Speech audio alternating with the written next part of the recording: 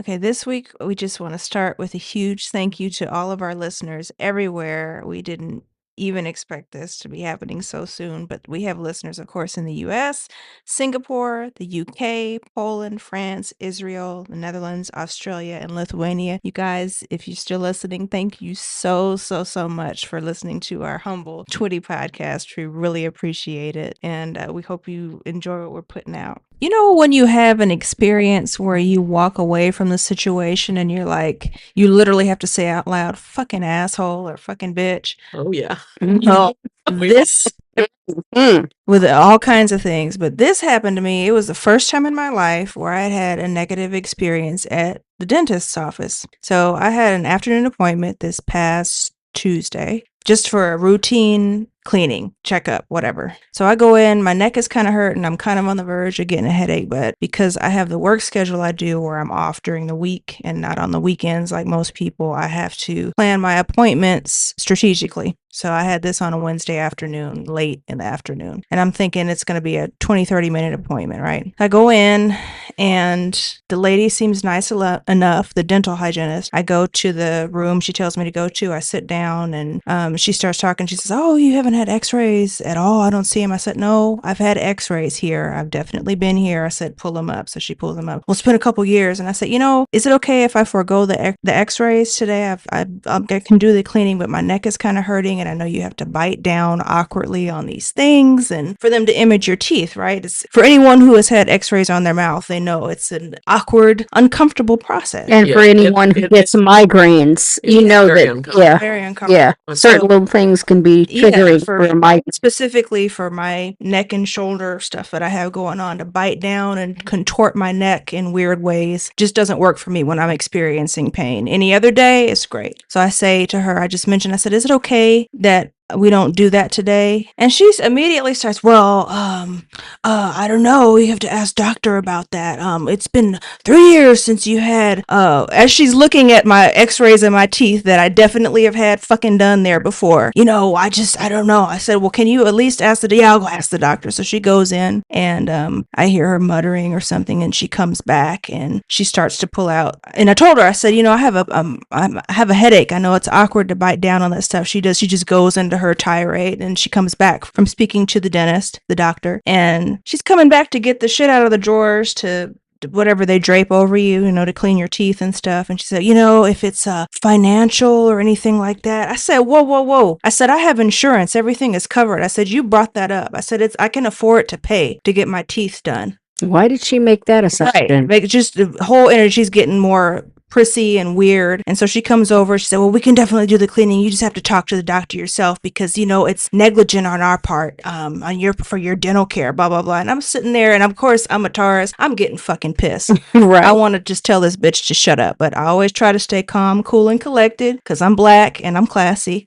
So she's putting the bib on me for her to clean my teeth. And I'm sitting there and I'm like, you know what? And I'm thankful my meditation over the years and my spiritual leveling up, you want to call it, has taught me that it's okay to remove yourself from a situation. Yep. So I said, you know what? I'm not going to do this. I make that decision in my head. And she's already handed me the fucking glasses and stuff. I have the bib around my neck. And I said, you know what? I'm not going to do this because I'm thinking in my head, I'm not going to have this crazy, rude bitch in my mouth on my teeth, scraping my teeth like this. So, you know what? I'm not going to do this today. And she's totally shocked. What's it? And I said, I'm sorry. I said, "I'm sorry to have wasted your time." She's like, oh, no. So she takes the bib off of me and I get up. I thank her. She's pinned herself to the back wall as I walk past. So she's supposed to be the angry when they go. I reached for her. I didn't touch her at all. She touched me to put the stuff on me. And I totally walk out. And I tell the receptionist, I said, she actually had the nerve to say to me, "If it's you can't afford it or whatever, it's financial." I said, "You know what?" I said, "I'm sorry. You're going to have to reschedule." I said, "The vibe was off. I'm not doing this today." So I rescheduled and I have since canceled my appointment. But I have never experienced such poor bedside manner at the dentist I've been going to nonetheless for the last 30 years of my life, years old. 29 years. Well, also, Like, what? all she had to do was look at your chart or whatever. It says you have insurance. I mean, Right. it was like a completely if she was really concerned with like, oh, well, maybe she couldn't do this for this reason, all she had to do was look. All of that. Or if you think it's that, you could just, I would have even been fine with, is it okay? Is it a financial matter? Just like that. That would have been cool. And I would have said, oh, no, it's not that. I really, I'm just experiencing. How about the answer I gave you? I said that I had a headache. Right. And that's it. And she Yeah. could have said, you know what, we really need to do this, so I think we shouldn't do this today, But now it was I mean, now of course I've thought about it way too much, but I'm like, that was like bullying almost. Like, you're gonna try to force me to do something that I don't want to do. Isn't it my prerogative as the patient to not? Well, yeah, I mean, exactly. I mean, Care? you're there for your teeth cleaning. Just clean my teeth. Right. how about, I know that Kat, we've had this discussion with you, but I have really, and I know we did an episode on me when D crashes out about healthcare,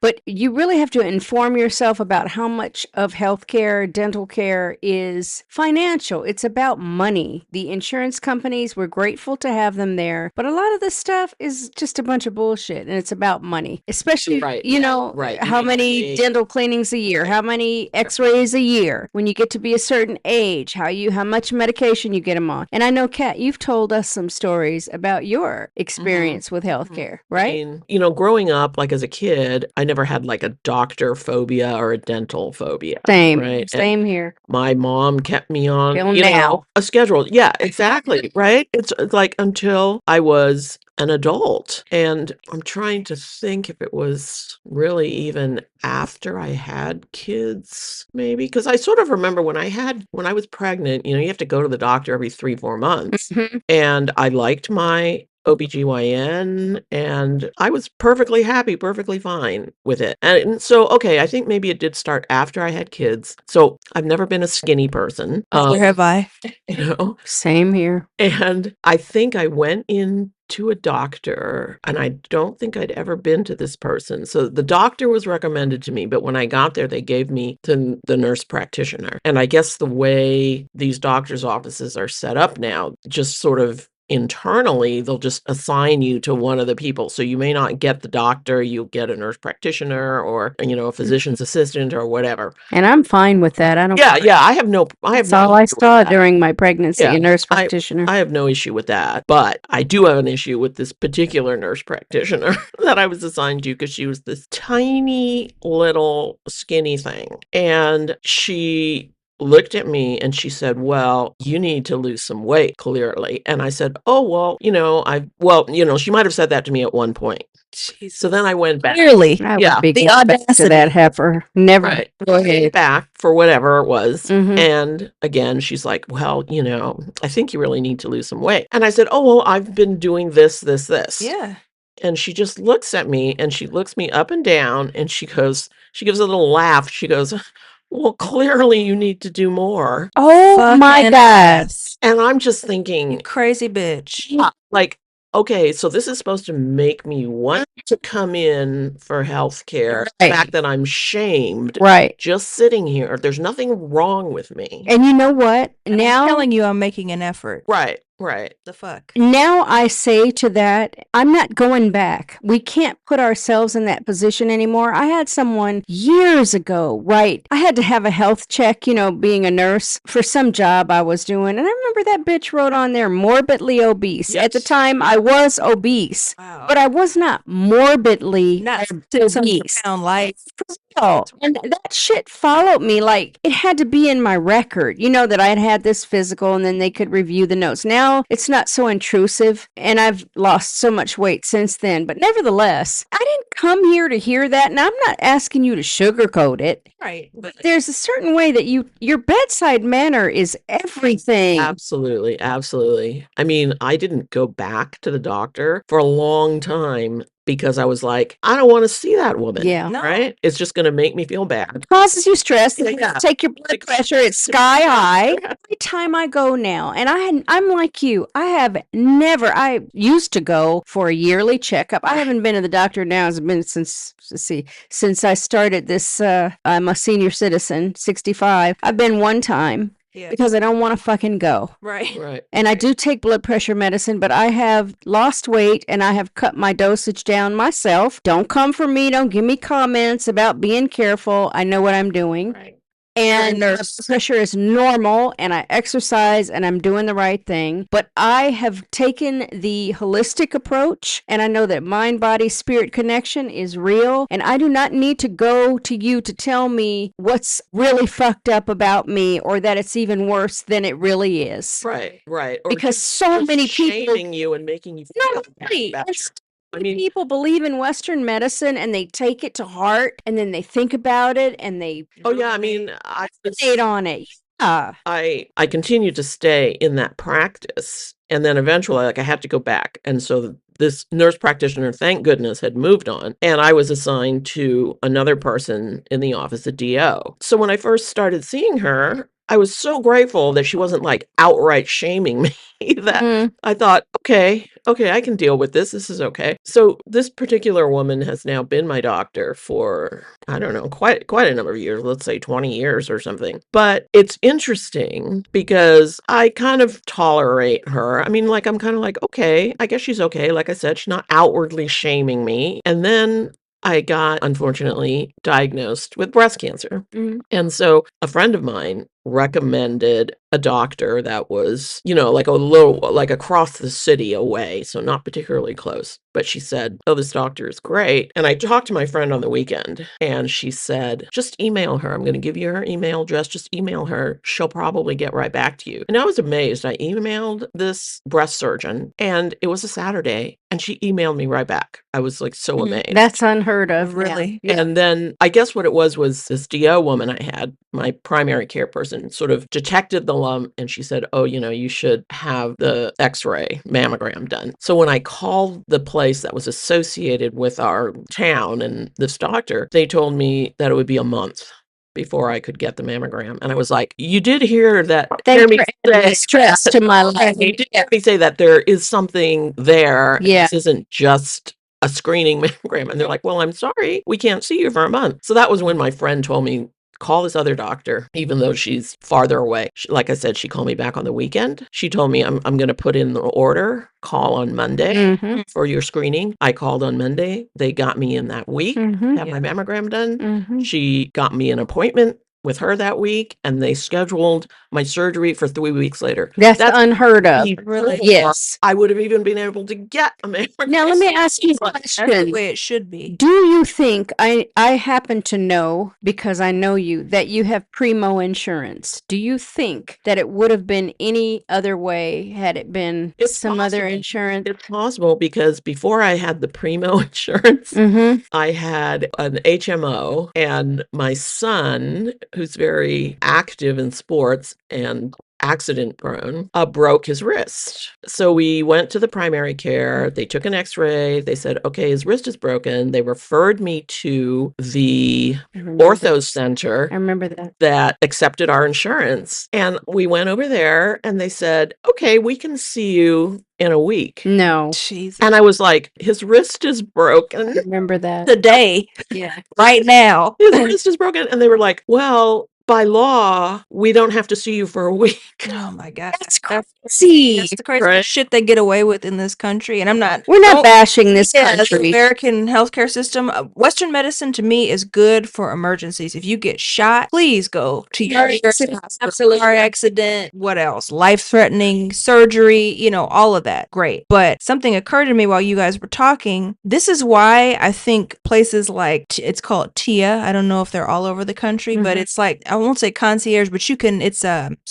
subscription-based medicine now, where you can go. You can either pay a la carte for whatever you want. Like say you just want to get, for women, of course, a checkup, pap smear, whatever, or you want to get mental health counseling. It's Lab like drawn. lab Yeah. drawn, whatever you want. You can either pay for just that service, or you can subscribe. I'm not sure how much it is a month, and I know it doesn't accept all insurance carriers, but it accepts most of them. That is way less of a hassle and way less stress on you as the patient to have that control over your Right. health care. Mhm. It should be that way, where you're not at the mercy of a doctor who might be really great, but they're really busy, or they don't take your insurance, or they're office is backed up or what have you, or they take certain clientele over others. Because I know, Mom, you worked at a, I was just going to you know, say, you've and worked in at the same places. time, I'd like to add this while both of you are talking about this, that patients, people, you have to advocate for yourselves. Yeah. I cannot stand it when people are so overwhelmed and they think that the doctor has the last word. They are people too,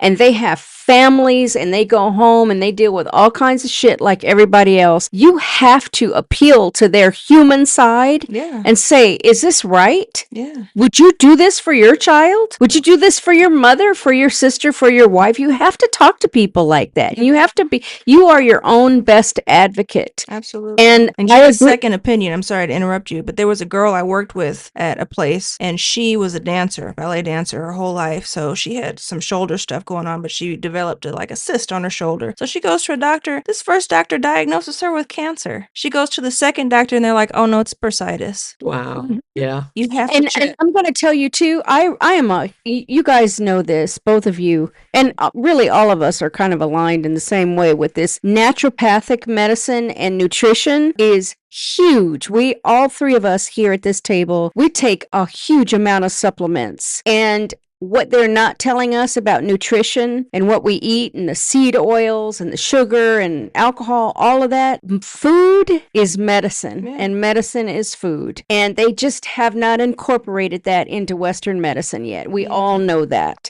The sunscreens that you use, the deodorants that you use.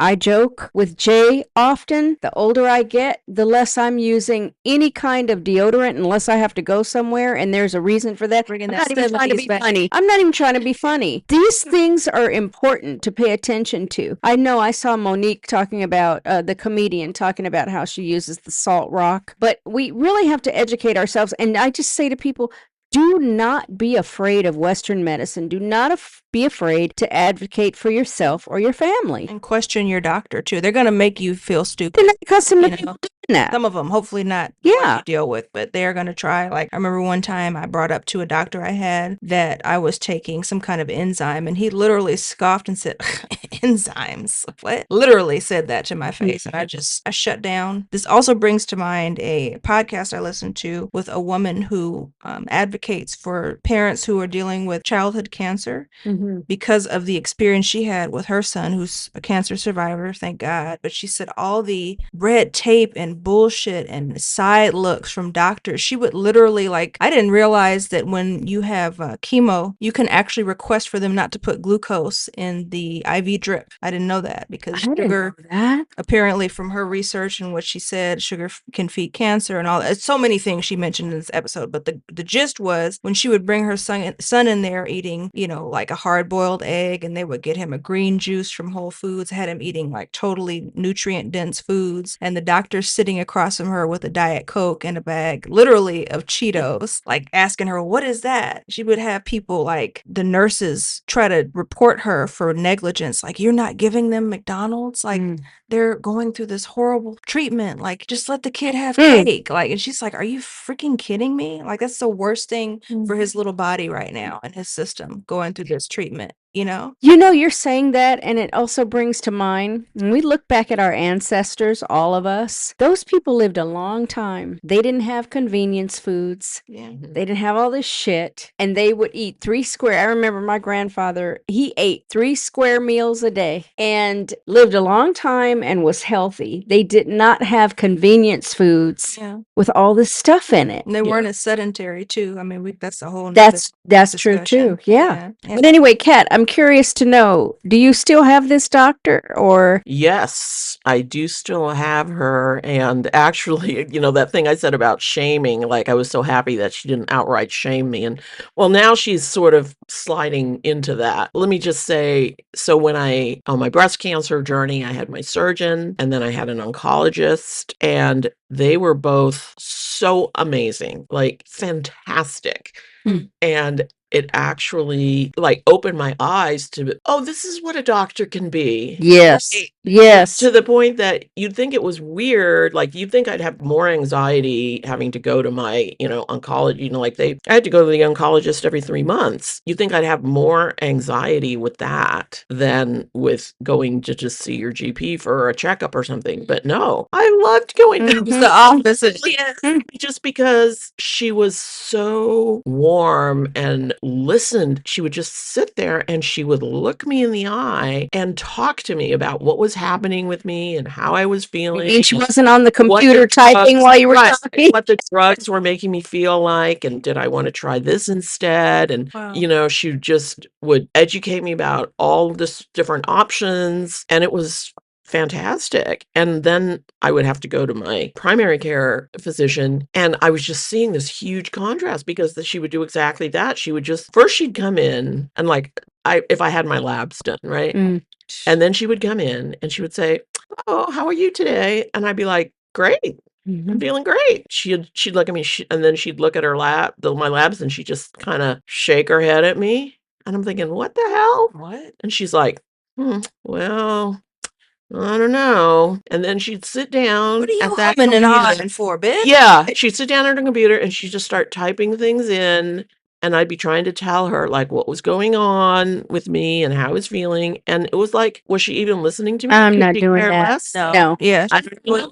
The last time I went, which is the first time that I went after I retired, that's the last time I've been to a doctor. She starts telling me that because they clipped this little thing on my toe and determined that, shows me a plastic model and says, "You have this much plaque in your arteries." I smiled at her. I said, "You're kidding me, right? Are you serious? You're going to lead in with this?" Right. You haven't done any imaging, no No. DEXA scan. You can't Right. actually see it. Since I mean, they switched insurances and never went back. they No. really, I think they, especially as you get older, put the fear into you That's it. and get you on every drug under the sun that they can, because that makes you having to keep coming back maybe twice a year, at least twice a year, probably, to have your blood drawn. You're the because money those money drugs might be bag doing for something them. to you. Yeah. Exactly. And I saw that in pediatrics. We're going to get this vaccine and that vaccine and this vaccine. It's all money. They're all pimps. I'm not saying we don't need doctors. Don't get me wrong. And yes, Jay, you're right. In an emergent situation, wonderful. I just really hope that people start paying attention to nutritional, mind, body, spirit connection, meditate, walk, listen to music, do all that, because it's just as healing. It is. Well, yeah, I mean, it doesn't make any sense to not talk about nutrition. It doesn't make any sense to feel like, oh, yeah, I'm just going to eat fast food and already prepared packaged foods all the time and just take all these different kinds of meds and then I'll be just as healthy. It's like, Nobody's talking start about with the basics about what you put absolutely into your body and what all those chemicals and grains. stuff is doing. Nobody's talking about seed oils. I could tell you, since I stopped Well, they cooking are and now, using though. seed. They are now. So, It's and I'm coming out It's here sounding off about it because you coming need out to know. more now. Yeah, I think it's there huge. I think there is more about it now, but unfortunately, the cheapest food that you can buy is mostly crap. That's all by design. It's true. That's Well, I'll end on this optimistic note. We saw, Dee and I, a story on CBS or whatever, but they have a culinary medicine program now at Yale. It's an elective that these doctors in medical school can take, and they're actually learning how to cook healthy foods and recommend that as a prescription to their patient as a course of action to their overall care. So there is hope yet. I hope it takes off. I'd have to throw in, I did have one doctor that I went to go see. He was a dermatologist, and he gave me this whole thing. I thought he was going to go the standard route. And he goes, "Oh, no. This is what you're going to do. Anti-inflammatory. Yeah. Anti-inflammatory. He goes, cut out every grain." I said, like gluten? He goes, Yes. No. Every grain. That's awesome. And then this is what you should eat. Here, he gave me the smoothie recipe. This is what you should be eating for breakfast. And it was really interesting. It's just a matter of your mindset. Yeah. I can't do this It's going to take care of anymore. everything. Yeah. Wow. And it's much cheaper than being on some fucking drugs for your whole life. Or looking at a person you don't want to see or hear, whose voice you don't want to hear. All of it. Hey everyone, and thanks for tuning in to another episode.